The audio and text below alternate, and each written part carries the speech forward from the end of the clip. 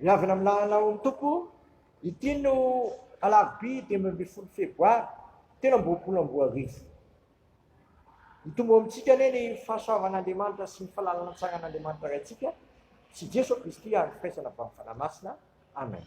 Vavaka isika. Misaotra anao mandrakarivo izany iray eo, fa zany ny sitraponao amin'ny Kristy Jesosy. Aza vila eo ihany ambabanay ny fiderananao sy fankalazananao amin'ny mahomby vonjy anay. Dia pahadanananay ianao ny tokony andro ity.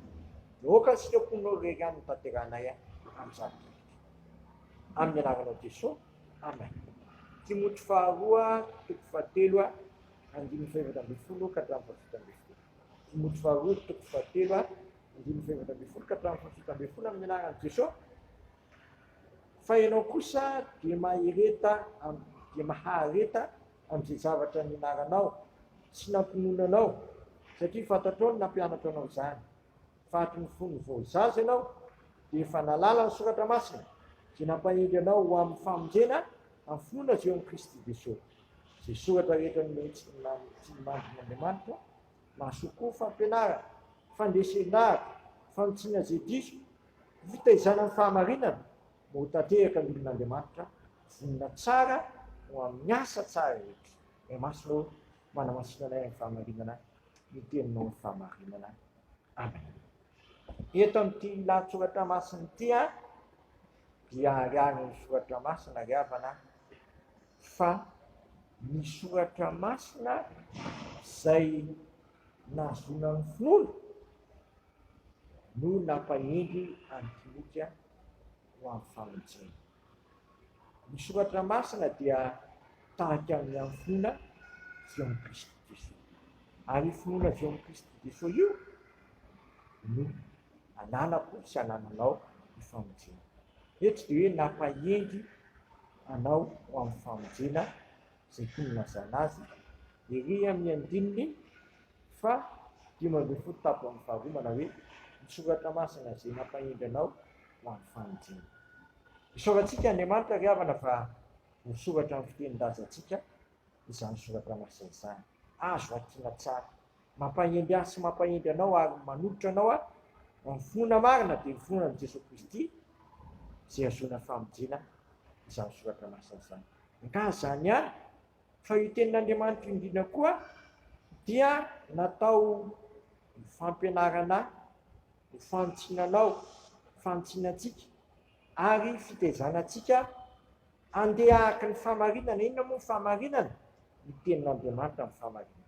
Ka aokasika tena hanao zava-dehibe ny fahefan'ny tenin'Andriamanitra fa mitaizantsika tia ny fahamarinana izany. Andriamanitra ny fahamarinana, tenin'Andriamanitra fahamarinana dia lasa mampiteka antsika amin'ny fahamarinana. Zao izay ny apôstôly Jaona tsy misy fifaliana lehibe n'izao dia mandeha amin'ny fahamarinana izany. Ndeha zasy ianao mitoetra tsara amin'ny tenin'Andriamanitra.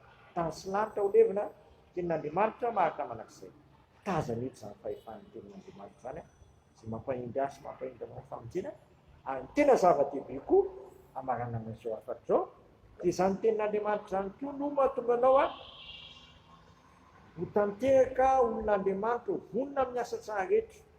Raha dika amin'ny teny hafa izy io dia hoe ny tenin'Andriamanitra no manolotra anao ny fampitaovana rehetra ahafahanao mahavita zavatra tsara. Tenin'Andriamanitra izay ny tena dika teny fototra eo. Ny tenin'Andriamanitra mahatonga anao équipé, izany lasa mena fampitaovana ianao ahafahanao mahavita zavatra tsara.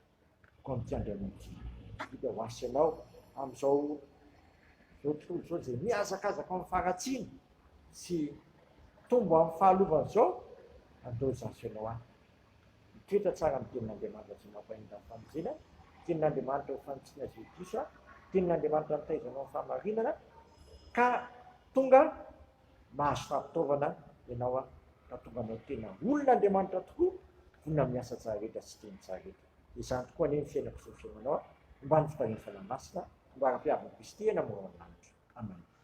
Tera sy misaotra anao izay raha eo fa tsy nataonao diso anjara ny amin'ny fampitaovana natonga anay olon'Andriamanitra tena tsy tandro asa sarany amin'ny fanaovana ny sitraponao sy vonona amin'ny asa tsara.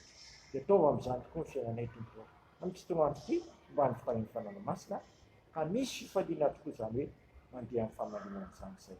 Isika kay ny ary vavaka hoe nanay izay nandalo masina ny naranao tonga ny fanjakanao atao ny sitraponao dia tany tahaka ny tany minenina ny nasatra anay amanilany kay tahaka namianana izay nipika taminay izany tonana ny fakapana fa manafanay amin'ny ratsy manao fanjakana sy ny hery ary voninahitra manakizay.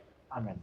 Tanterahany avy indrindra amintsika ny zotodrano tononona amin'ny anaraisana kafana masina zao a isan'ny fifaliana sy fitiavana izany.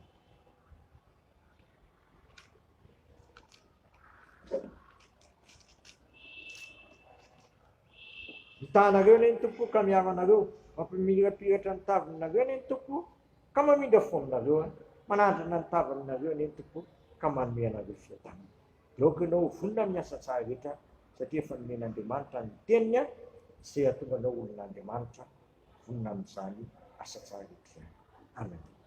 Voninahitra ilay ho an'Andriamanitra re ihany amin'ny anaran'ny Ray, Zanaka, Fanahy Masina. Amen.